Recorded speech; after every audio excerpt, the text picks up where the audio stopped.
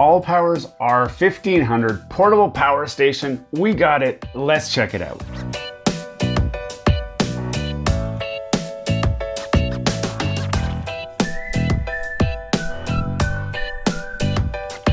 Hello and welcome back to Gears and Tech.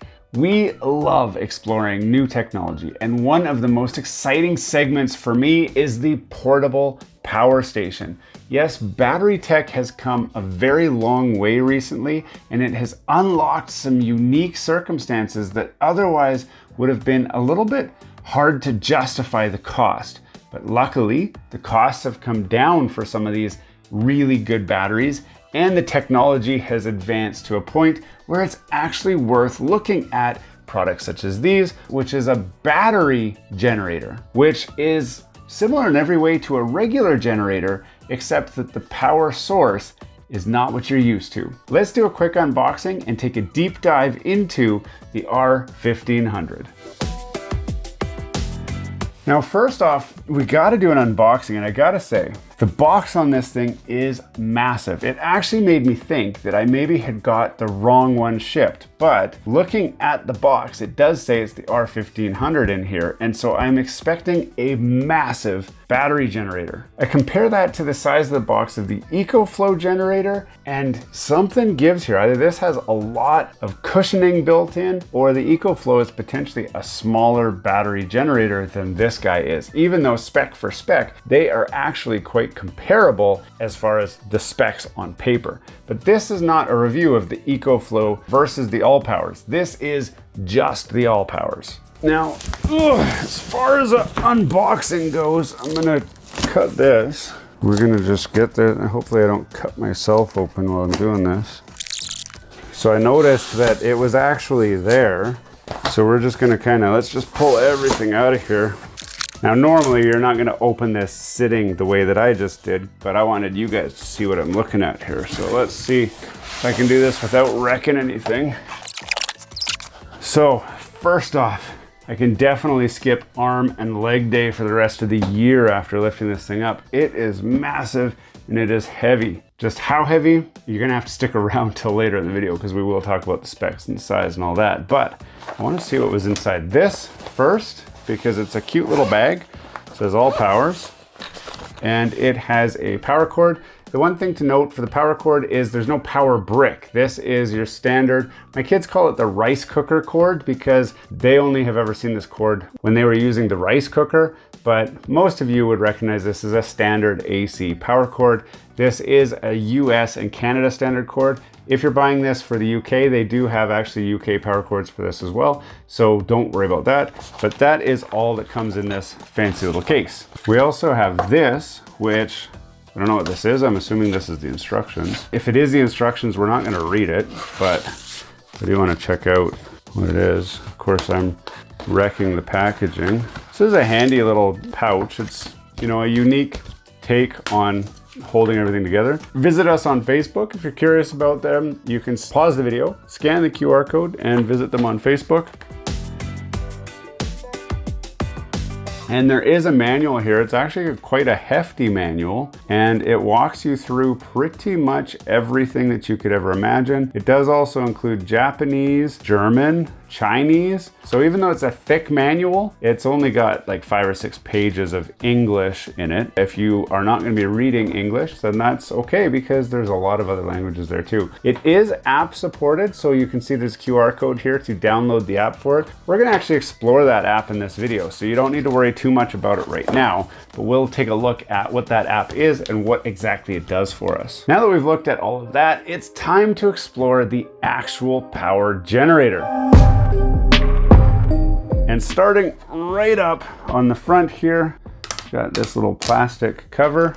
Now normally I leave those on. This is where all of your power switching is going to happen. So it's got a number of different little banks, and they are individually powered on. So for example, we've got a USB power bank here. You can use this to power a laptop. Most devices, you can charge anything. There is 2 USB-C and 2 USB-A ports. The USB-A ports, I think it says on there, 18 watts, and the USB-C up to 120 watts. It's really good news because this laptop is actually a gaming laptop and it uses 120 watts of USB-C power. So technically I could plug that into here directly with a USB-C to USB-C cord, and I would get full power transmission so I can do all my gaming and everything on there without the giant power brick that I normally carry around with me to keep this thing charged. Moving over to this side, it has a standard 12-volt car plug type cigarette adapter, and this again can get powered on separately so that you can power anything that you would normally power off of your car. An air compressor, a blower,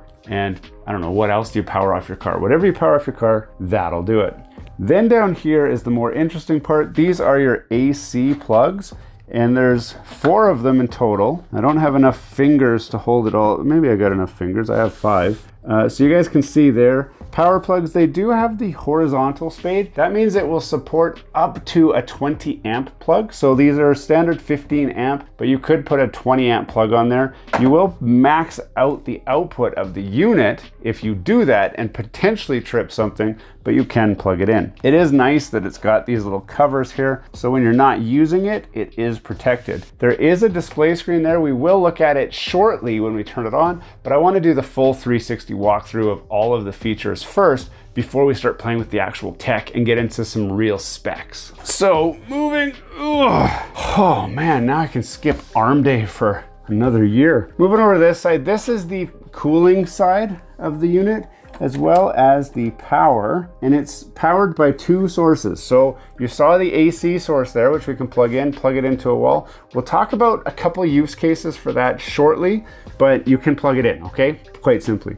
There's also this port here. Now this is going to be used as your solar input or your car charger input. So you could plug this into the cigarette plug of your car and you could charge it. It will charge slow, but it could charge it. Now it does not come with the cable to do car charging. You have to buy that separately, which is kind of too bad, but it's understandable. How many people are actually going to be plugging this into their car in that way? Most people, if you're using that port, you're going to use the solar panel. Now they have a wide array of solar panels that are available.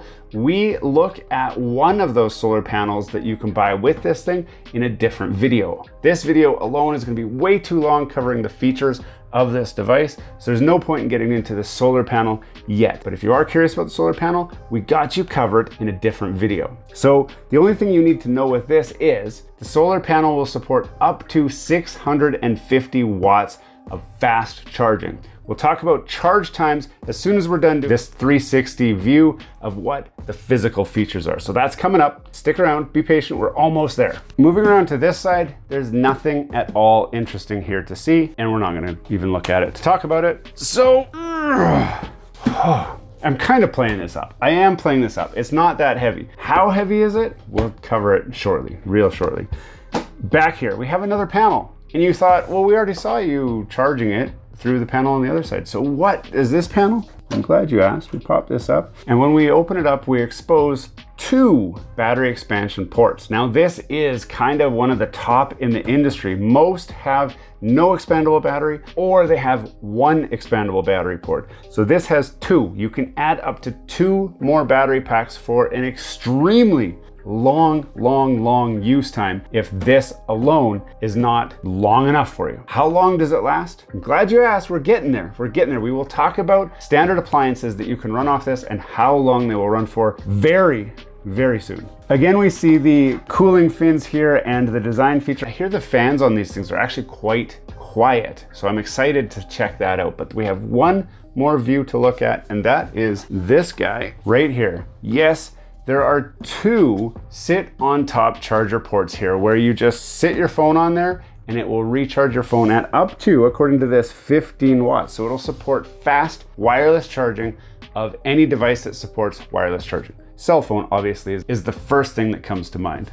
but if you've got something else that wirelessly charges, you can drop it on there and it should work as well. Now, how big is this thing and how much does it weigh? The dimension on this thing are about 16.25 inches wide by 12.28 inches tall, and it's about 10.5 inches deep. It's not small, it's not big, but it's perfectly nestled in the middle. It is bigger than my EcoFlow unit, which means that it holds a little bit more battery capacity and a little bit better cooling. Now, how heavy is it? It is 36.8 pounds. And I told you guys I was kind of hamming it up for the weight. It feels heavy. 36 pounds. I got these big guns. I'm not flexing right now because I don't want to embarrass myself. It's not light. You're not going to drag this to the beach very far without wanting some sort of a person helping you. Take 2 people or a cart of some sort. So it's just light enough that you can carry it, but it's heavy enough that you probably don't want to carry it for very far. I carried it all the way down the stairs for this video and I was like winded by the time I got down here. So it could be because I'm out of shape, and maybe the people who are buying this are in much better shape than I am, so the weight isn't a factor, but it kinda is a factor for me. But there's a trade-off, you know? If you want good battery life and if you want good components, those weigh something, they're heavy. If it was light, I'd be a little bit worried about the build quality of this thing. Now let's get on to the specs. This is the R1500. And since it's the 1500, you're gonna say, well, it's 15 watts of power delivery. No, it's actually 1800 watts of power delivery, which is 15 amps. Now that is a standard single household plug capacity. So think of what you plug into your regular household plug and this will power it. And the way that it powers it is so smooth that it mimics your house plug. And that's one of the advantages of the newer technology ones, because the older style ones had a little bit weird things that they were doing converting from DC to AC power, which made some electronics complain a lot about being connected to a power supply of some sort. So this thing will actually mimic your regular household power supply. It will do 1800 watts sustained power. It will do surges up to 3000 watts. Now, why is that important? That's important because some appliances have what's called inrush current. And inrush current is extra power needed for it to start up and go. Think of it as when you're ready to go for a run. You don't just start running. You have to dig deep down inside yourself and say, let's go for a run. And then you go, and then you start running. That power, this thing is able to provide that inner strength needed to power those devices. Devices such as really anything that spins. So a vacuum cleaner, a drill, your refrigerator definitely requires that inrush surge current. AC units have a compressor that needs to start up. It starts under load and it goes, and it really like starts and grunts deep down low. This will provide the power to do that. And then the assumption is that the power draw will taper off, which it does, it always does, and then settle down into that 1800 watt range. That's the best explanation I can give for peak or surge and nominal power. Nominal power is 1800 watts of normal power supply. Now this has a 1152 watt hour capable battery. That means it can supply up to 1152 watt hours for 1 hour before the battery dies. So if you have anything plugged in that's gonna pull that much power, it'll die in 1 hour. But what does that mean to the rest of us? What does it mean for actually, if I want to plug something in, how long is it actually going to work? You don't want to have to do math. I've done the math for you, and I will tell you as soon as we get through all of these specs. You guys already saw the charger cord, and when you plug this into the wall, it supports up to 1500 watts of fast charging, assuming that your wall can provide that much power. If you are pulling the full 1500 watts of power, this thing will fast charge from 0 to 80% in 45 minutes. The last 20%, some people don't know, with lithium batteries, you can't charge them really fast all the way to the top. You can get up to 80% really, really quickly, but then you have to significantly slow it down so you don't burn the battery up. So that last 20% is going to take you almost another hour to get. So most of the time, if you're in a hurry, you're going to charge it up to 80%, unplug it and go, because it's just going to take way too long to get that last 20%. It's not their fault, it's just a limit of the technology at this time. As battery tech gets better, maybe we can charge it faster all the way to 100%, but not yet. We already talked about solar charging, and you can solar charge up to 650 watts, and it says fast solar charging, you should expect it to take roughly an hour and a half to 2 hours to get to the same 80% off solar charging, and that's because we're putting about half the power in. And that's if you have up to 650 watts of solar. If you only have a 100 watt panel, it's gonna take a while. If you have 400 watt panel, it'll be a little faster. If you have two 400 watt panels, obviously it goes a little faster. Depends how strong the sun is, how high is it in the sky, and so many factors that it's not a race with solar. The idea with solar is it will charge when you're not using it, and when you do go to use it, it's always topped up, and you keep solar connected anyway because you can have both connected. You don't have to unplug one and plug the other in. You can have AC power and solar power plugged in. And in a different video, we look at how I use this in my RV to power up my RV so I can make my coffee, watch TV, do Netflix, watch YouTube videos such as Gears and Tech, all that stuff powered off of one of these little babies. Now we talked a lot about the battery specs and about the power delivery, but let's talk about some real numbers here. What can it power and for how long? Let's say you have a toaster. Toaster uses about 650 watts. Off of a full charge with this, you can use your toaster 50 times before this thing drains out. That's a lot of toast. A hairdryer uses a lot of power, actually, usually about 800 to 1,000 watts of power. So you're gonna run a hairdryer for around 1.5 hours before it depletes this battery. That might not sound like a lot, but think about how long it takes to dry your hair, and then are you really gonna run it for 1.5 hours? A fridge. If you wanted to plug in a refrigerator into this thing, it will power your refrigerator for about 8.5 to 9 hours. And that is actually really good because most of the time, if you were like out camping, ideally, you're gonna have this plugged into a solar panel, which we have a review showing you a portable solar panel, which you can use to charge this thing back up, or you can plug it into your cigarette plug in your car so that you can charge it back up and keep that fridge going for the entire time. Keep your vegetables nice and cool, your milk cold, and that is a full-size fridge. That's not just a little micro fridge. If you're using a little mini fridge, it's gonna use less power. It'll stay powered a lot longer. A washing machine. If you wanted to run a washing machine, it will run for about 2 hours off of a single charge with this. Coffee maker, use the coffee maker about 60 times before the battery's gonna die. And air conditioner. I recommend that you do not try to run an air conditioner off of this thing, but if you wanted to, you could run your air conditioner for almost 1 hour before it would totally kill this battery.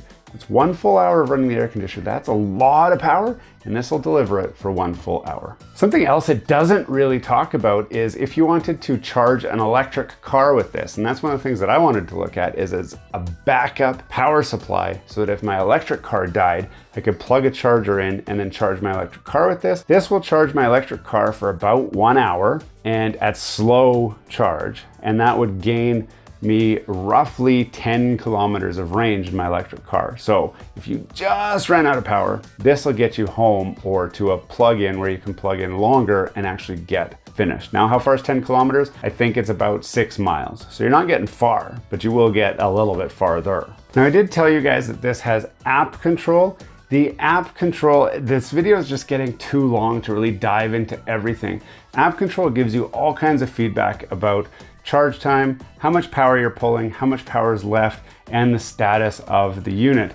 Everything that the app shows you can be seen on this display as well. So the app is really useful if you don't have immediate access to this, but this is going to tell you everything that that app will.